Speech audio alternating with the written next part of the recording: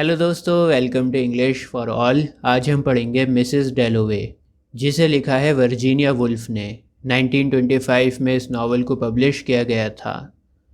दोस्तों, मिसेस डेलोवे एक psychological fiction है। अब ये साइकोलॉजिकल फ़िक्शन क्या होता है?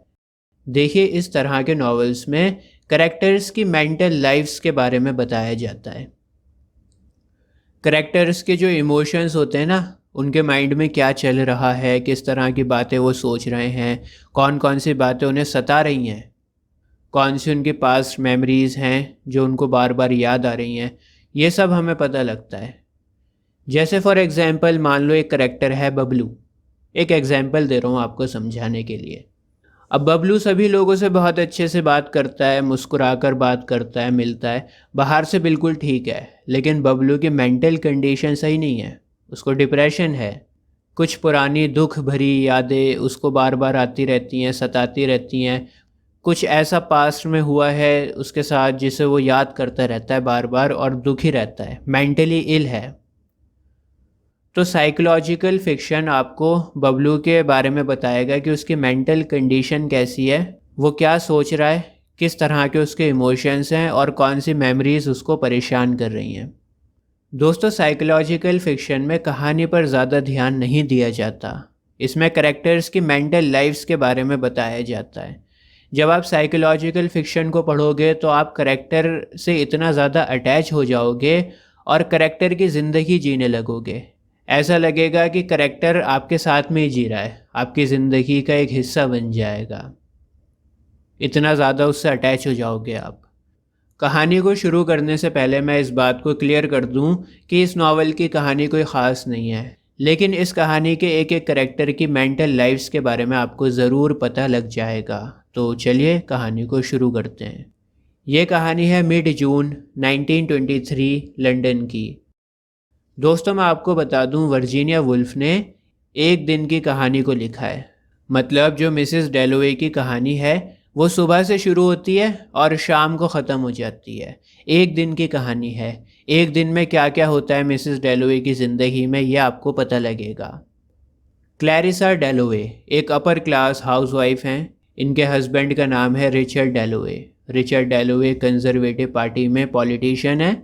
मिसेस डेलोवे ने आज रात पार्टी ऑर्गेनाइज करने का प्लान बनाया है और पार्टी की तैयारी में लगी हुई है। पार्टी के लिए सुबह सुबह फ्लावर्स लेने जाती हैं। फ्लावर्स लेने के बाद जब घर लौटती हैं तो क्लैरिसा को अपने पुराना लवर मिलता है जिसका नाम है पीटर वॉल्श। क्लैरिसा एक ज़माने में पीटर वॉल्श से बहुत प्यार करती थी और सालों बाद अचानक से उसने पीटर को अपने घर के सामने खड़ा देखा।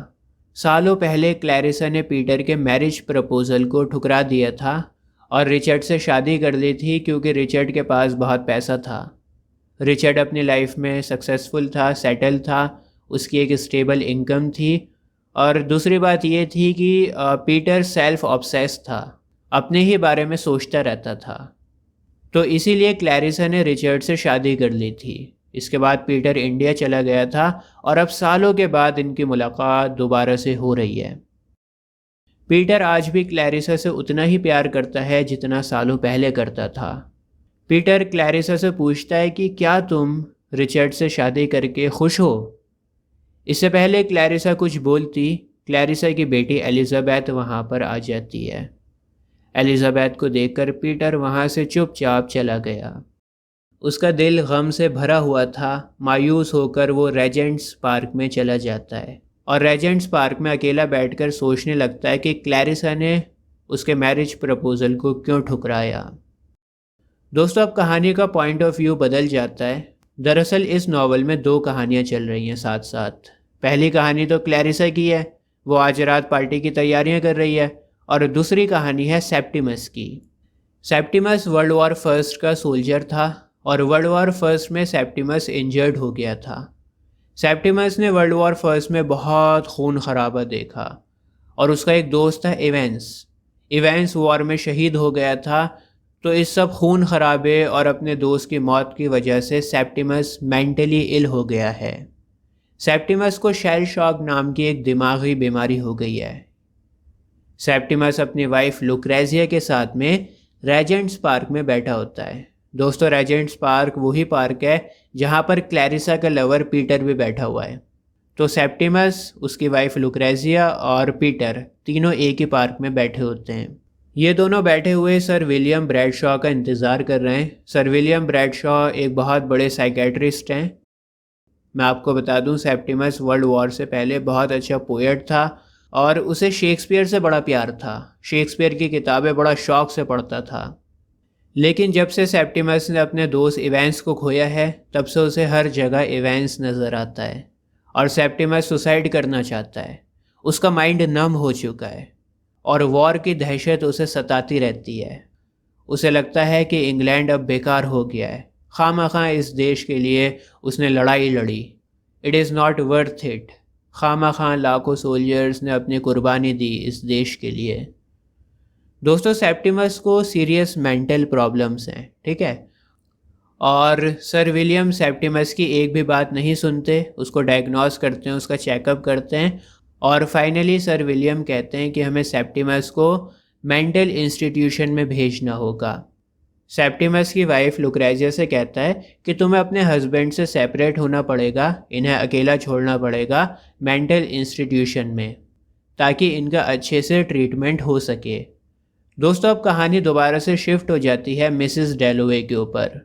मिसेस डैलोवे का हस्बैंड रिचर्ड डैलोवे लंच कर रहा होता है टेबल के ऊपर और दो लोग और बैठे होते हैं, विडब्रेड और लेडी ब्रूटन। दोनों हाई सोसाइटी से बिलोंग करते हैं।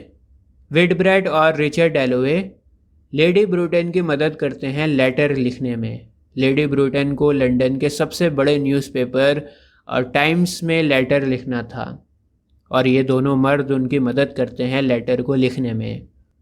लंच के बाद रिचर्ड घर लौटते हुए मिसेस डैलोवे के लिए बहुत सारे गुलाब के फूल लेकर आता है। रिचर्ड मिसेस डैलोवे से कहना चाहता है कि वो उनसे कितना प्यार करता है, लेकिन हिचकिचाहट में नहीं कह पाता। क्लैरिसा को अपने और रिचर्ड के बीच में दूरियों का एहसास होने लगता है।